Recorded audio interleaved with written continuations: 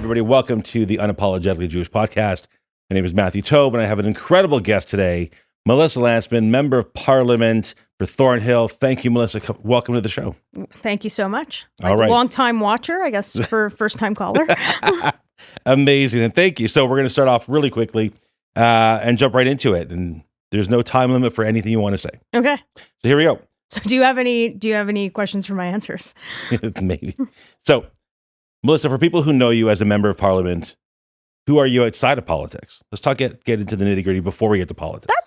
That's a big question, but I mean, overall, just like a normal person, which I think is ingratiated me with the community that I grew up in and now lucky enough to represent. Like, I got a story that so many Canadians have. I grew up with, immigrant parents that came here in the 70s. My dad was an uncredentialed engineer who drove a cab. He put my mom through school. He put us through school. You know, one generation, you go from the front seat of a taxi to the front row of Parliament Hill. That's the history, the values at home. Like, I had a very normal childhood. Did all the extracurriculars and camp and long dinners and family vacations and super lucky. And if anything was wrong, I had no idea about it. So a nice sort of sheltered existence. But overall, I'm like a normal person. I like to do things that you like to do. I love that. Music, sports, friends, family, and work doesn't always come first. It's amazing, which I think a lot of people don't realize when they see a member of Parliament. They think that's all you do. And so to see a different side of it is what I think people really have to understand, that it's not just look, it's a bit of a chaotic life, no doubt, but it is this crazy privilege that you get. And you're like, wow, all these people in a community that I grew up in, that I'm now lucky enough to serve, chose me for a duration of time to go and speak for them in Ottawa. And I know that it's not a forever thing. So I'm going to make it count while I'm there and make sure that I don't disappoint all those people. Did you always know politics were where you would end up? Was politics something you wanted to go to from high school? You know, you find those people who say, I've always wanted to go into politics. I knew from day one, or something that fell into your lap, or did you find a route there? Yeah, you know what? I kind of did, but it wasn't really an option. See, when you grow up with like immigrant parents and you see Ottawa as like these neo-Gothic buildings and everybody in power has always had these like, French names, ones that are familiar to you. Like, I just didn't feel like there was a belonging in Ottawa. So I didn't really know of it as an option. So I typical family, like you can do this, or the other things, or doctor, lawyer, accountant, not smart enough to be a doctor. It was, I never thought it was an option. And so I'd always had one foot in it. And my parents were like, we didn't come to this country for you to have a hobby, like get a real job. So I had to get a real job first and prove that politics could be a meaningful career. And I think, I think I'm doing that now. So talking about your parents and the immigrant life they had, that they brought you here as a first generation, did their values, what values did they give you that help you lead to where you are now, especially not just, in your real job that you took originally, but especially now? Like, what values did they give you then that really apply to what you're doing today?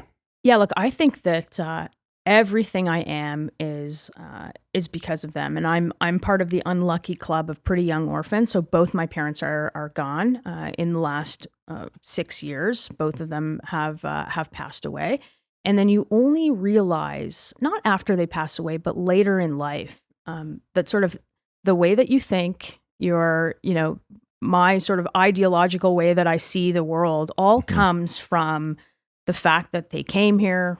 Nothing. They worked hard. They did it all for us. Like, you don't know sacrifice until you see two people leaving the Soviet Union in their 20s for absolutely, no knowledge of what their future is going to look like, other than to give their kid, which one was in tow, and their future kids a better life. I can't imagine that I would face anything that difficult in my life, and I'm super grateful for it every day. I grew up in a mixed marriage. My dad was a conservative and my mom was a liberal.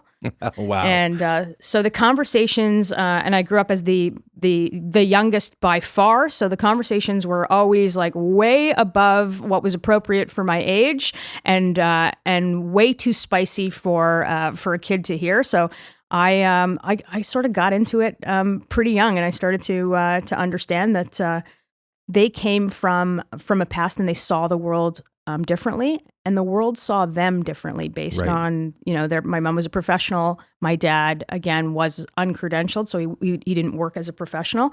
And the way that the world treated them, I'll never forget the difference of how people spoke to my mom and how people spoke to my dad based entirely on what they did and not who they were. And I wanted to make sure that I was like never going to be part of that nonsense. Okay, so I'm going to jump ahead a couple questions. Okay. Because you brought up leaving Russia. And when we look at the way the world is today, and especially in Canada today, we just talked about it the other night, there's been articles about it. I've written an article about it, about Plan B. We're going to jump right into that. I know we've mentioned it before in the past, but people are talking about leaving Canada. So when we look at Plan B, I personally see something like Plan B as you should always know where the exit door is. But do you have to leave? What are your thoughts on that? I mean, I'm never going to tell people to leave. Like, Right. I understand it, but I don't agree with it. And I Right. think it's a cop out. And I'm a live and let live person. You make the choices about how you want to live and where you want to live and what you want to do and what that looks like. That's all you. And personal freedom, responsibility, it's part of the, it's part of why I lead the way that I do. But man, I think it's a cop out. I think this is the best country in the world. I think that, particularly if you're talking specifically the Jewish community, I think that the Jewish community has been a big part of building this. We have the strongest, one of the strongest diaspora communities in the world. We have everything, we want and most things that we'll never need. And that was all built by this community. How can you run away from that? And why wouldn't you fight to keep it? That's my view on Canada. Like, if everybody's leaving, I'm going to be the last one to be packing my bags because I believe that this is all fixable. And I don't think that the last 10 years of government is, the destruction of our future here. I think is a real setback. And I think there's lots of things we need to do to fix it. But man, don't leave. I agree with you completely. It's not better somewhere else. Well, that's it. And things are changing everywhere. And, when I wrote an article about Plan B, it was more of a statement on what we're living with now and that people are thinking about leaving because of where we are now. I've also said, like you, I'm going to be the one to turn off the lights. If I'm leaving, I'm turning the lights off. Totally. It's not just as Jews that we help build Canada, but Canada is our country. We should fight for it. That's how you got into politics. And that's what I think we need to be doing more. What do you give people advice on to say, like, we got to fight? How do we fight? There is like no other country where you could have the opportunity of two immigrants moving to a strange far off land, raising two kids, and literally in one generation, one of those kids is the deputy leader of one of the biggest national parties. Like, that doesn't happen in other countries. And the story of so many people doesn't happen in other countries. We have to protect that. This is a country where you should be able to to earn a living, keep more of your money, buy a home, raise a family, do that all the way that you want to do, help your neighbors, enjoy our natural beauty. Like, this country should be the richest country in the world. We have enough food to feed ourselves, enough energy to power the world and get the dictators off of what they need. Like, we have it all. And I think that we should fight for it. I agree. I'm there side by side fighting for that. Trust me. Let's do it. With that being said, as a Jewish politician, let's start there. What's the hardest part that you see about being a Jewish politician in Canada right now? Oh, I don't think that, being a I'm not going to ask for anybody to shed a tear for me to be a politician. Like, I don't work two jobs to put food on my table. I didn't lose my job in steel or aluminum or in the auto sector because of a tariff deal that we don't have yet. I don't face the hardship of everyday Canadians. I think it's a struggle to be a Jew in Canada. Forget politician. Yeah. And I'm in a privileged position where there's a whole bunch of people around me and protection around me where I don't have to worry about the everyday of taking my kid to school and behind fences and behind cops. I don't worry about necessarily walking into to a religious institution because I'm not visibly Jewish. I don't feel worried about walking out on the street the same way that others do. So, you know what? Like the hardest thing about being a Jewish politician is nothing. It's about it being hard to be a Jew anywhere in this country. And that's changed a lot. In the last decade plus, it's gone so quickly downhill in the last dozen years. Yeah, because leaders have let it go downhill. So what do we do? What do we tell Canadians? Because it's not just a Jewish problem. Canada is no kidding. Canada is falling fast. What do Canadians in general do? How do we fight this back? Elections a couple years away. In the interim, what do we do? Yeah, look, I mean, the obvious answer is you hit the nail on the head. Elections are a couple years away, and in order to change the trajectory of this country, you have to change the leadership of this country because everything comes from the top. It's tone, it's action, but really in terms of what you can do individually, like live a more proud, unapologetically Jewish life. Teach your kids who they are. We are at I think a point in history that if you don't know what you are and what you stand for and the history in which you come from, there's like no one else is going to believe you when you try to defend it. So what you can do is hunker down, fortify your own community. If the government is not there to help you, then help yourself. That's the most simplistic message. And fight the fight. Fight the fight. When politicians are silent and they don't come out swinging for every community, we're not asking for special protection. Not at all. We're asking for equal application of the law. But when they don't do that, punish them for it. And that's something that our community hasn't done. So I'm going to go off something that just got passed a few days ago then. If we're talking about punishing the government or holding them to task, they just passed Bill C-9. Okay. First of all, it's a terrible law. Right, it's a terrible law. We have it now. There were organizations fighting for it, fighting against it. They were going to push it through anyway. So what do we do in those situations to just keep being as loud as we can and say, we just stand against it? Yeah, look, continue to be as loud as you can. Like there are governments that have backed down on legislation. We've had terrible legislation in shutting down the news that you can see online under the guise of charging you a tax to give to Canadian Canadian content, and they've just backed down on that. So if you keep the fight going, they end up backing off of the legislation because it's bad. And the community should know that it's bad. One, it's bad on the very fundamentals of religious freedom, but also all of these laws to stop all of these lawless mobs in our streets exist already, and they're not being used. So, you heard from politicians from all stripes saying, well, it's getting a little better. We're making the arrests. Like C-9 just came into force like a day ago. So what was missing before C-9 if these arrests could happen? Like it makes no sense. Have police officers do their job. Have politicians stand up for on the right side rather than the wrong side. Lead by example, and we'll have a much more cohesive society. But nothing's going to change with C-9 other than the absolute chill that it creates around being who you are, believing what you believe, and preaching what you want to in the confines of your own synagogue, mosque, church, whatever it is. Okay. It's crazy town. It is crazy town. That's the official. That's the scientific term. It's a scientific term. So we're looking at I want to look at the future then. So we look at, we can't share media. I just was on the drive down here. I was looking at that where somebody posted it. They showed all the, you were posting and driving? I was in an Uber.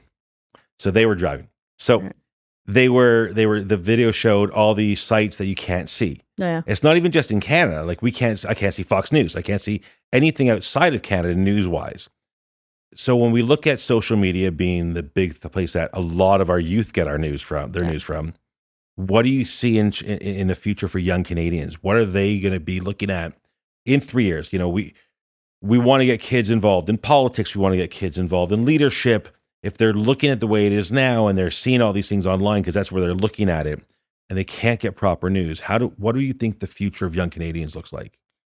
Look, I think the future is still bright for young Canadians as long as we can get the very basics right. Like we've got to entice them to stay in a country where they can, they can get a good job, they can actually buy a home, they can raise a family, like all of those, normal things that you and I are used to, or that we were used to when we were at that point in our lives. I suspect you're like me and you're past that point.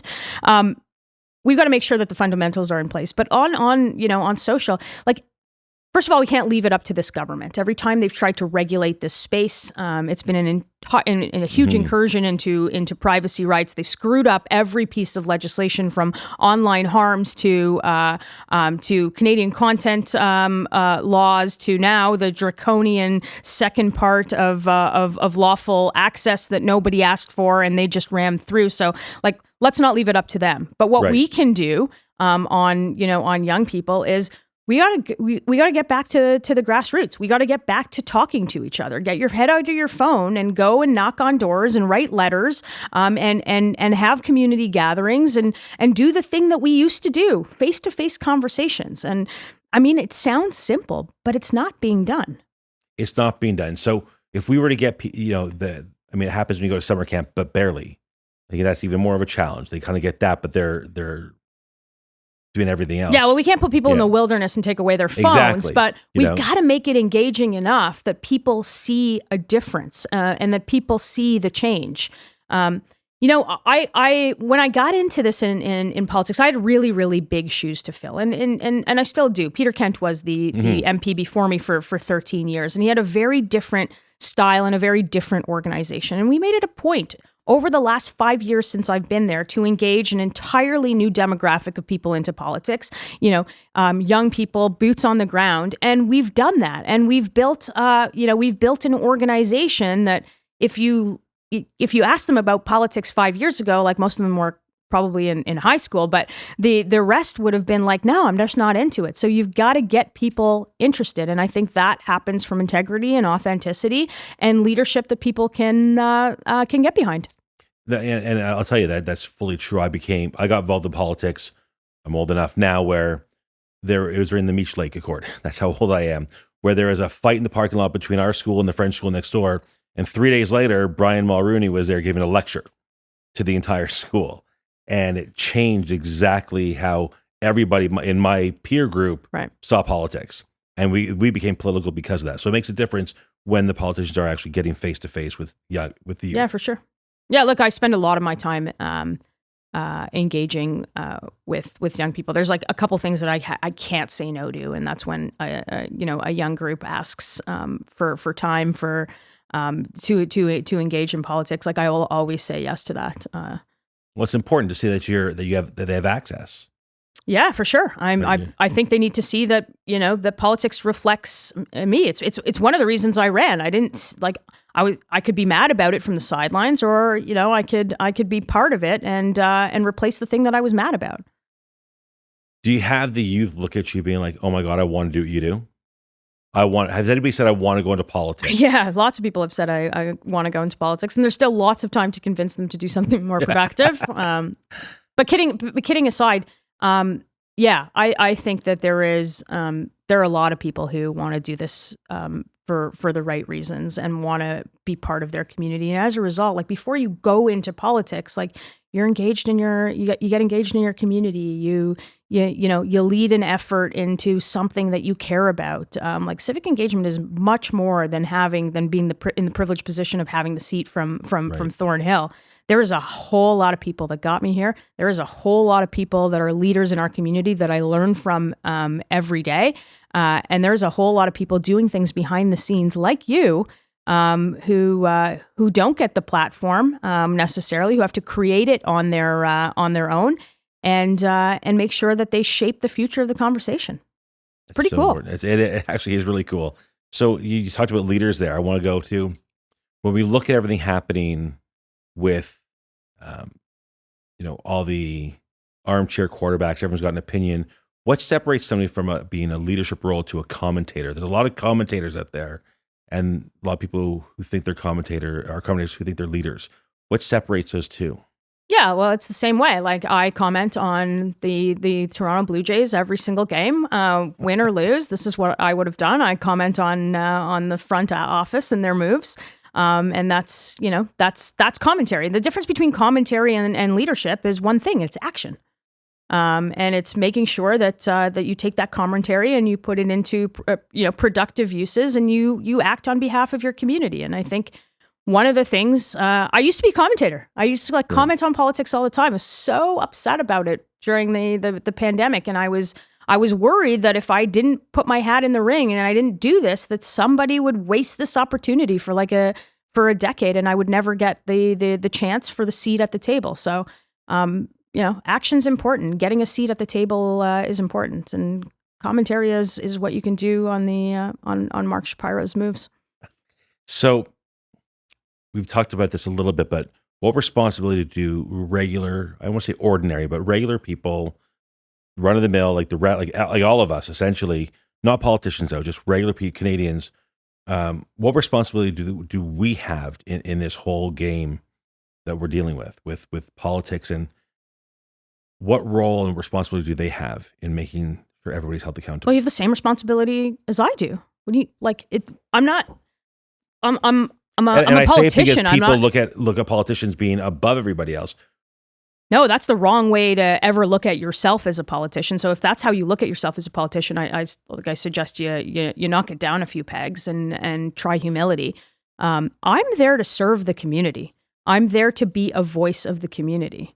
So if the community's not speaking up, then why should I? I think that politicians are servants of the people and not masters of people. And I frankly, I think that's where our politics have gone. And I think that some of the success that I've had, not only in my own constituency, but really right across the country with lots of constituencies, is because I'm there with a seat at the table like all of you. Use your seat at the table. And if you see somebody wasting it, run for it and try to replace them. You hear that? Wow. Do it. All right. Just so you know, there's a little, in my house, it's no problem. I'll just be single. If you have room, I'm more than welcome to run, as long as you have a bedroom for me. What is the one thing that every listener can do tomorrow to make a difference? You got to touch on it there, but what's one thing, anyone listening to this right now, what can they do tomorrow or even now? On politics? In general, a regular person who's listening to this in their car or watching on YouTube. Look, if you're mad about it, go out and do something about it. Knock on your politician's door, see how you can get involved. Or a politician that you like, see how you can get involved. Start attending community events, start knocking on doors, start convincing Canadians that this is not the direction that we're going in. Like, you can't wait for someone else to do it for you. And the lift is pretty heavy, so we're going to need all hands on deck. But stop screaming at the TV, turn it off, get in your car, march over to a politician's office or a community organization that you feel really strongly about, and roll up your sleeves and say, I'm here to help. What do you have for me? That's amazing, which I don't think enough Canadians have done in the past. We do it. Yeah, but I think it's a lot more. I think Canadians are pretty good at helping each other. I think it's one of the things that makes us who we are as Canadians. But I think that there is a lot of people that's screaming at their TVs that could be doing something more. There definitely are. Okay. We're going to go to a little bit of a rapid fire here. Okay. To get through it all. All right, let's do it. Okay, you ready? One word to describe Canada today. Okay, 2 words. Squandered opportunity. All right. One Jewish figure from history you'd love to have dinner with.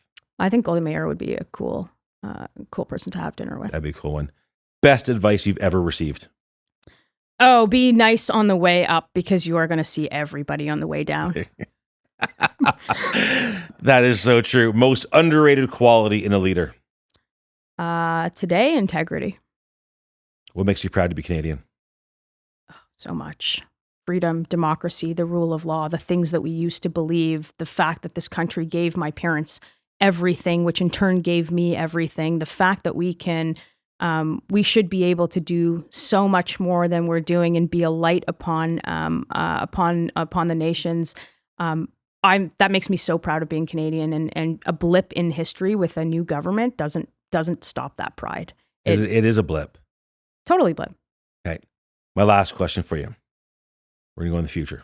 20 years from now, when your political career is so great but over, you've retired, what do you hope people say You think I'm going to do this for 20 years? 20 years from now when you're looking back? All right. It's done. You've retired. What do you hope people say about the impact you had on Canada? I hope that the impact that I have on Canada moves this country back into a direction that is normal. Back to a country that values freedom, that values personal responsibility, that values the very things that make us proud about being Canadian. I want people to say that I moved the country back into that direction. I like that's amazing. And I think it'll happen. I really do. I hope so. I think it'll happen. So might take more than 20 years. We can start the ball rolling now. You've already done that piece. Yeah. No plan B though. No plan B. Listen, we'll turn the lights off. I'm good. You pack the bags. I'll turn the lights off. It'll be you and me walking out. All right, Melissa, thank you so much for taking the time today. This is cool. Keep following Matt. He's doing incredible things. Appreciate it. Unapologetically Jewish, the podcast. Matthew Tobe, Melissa Lansman. Thank you so much.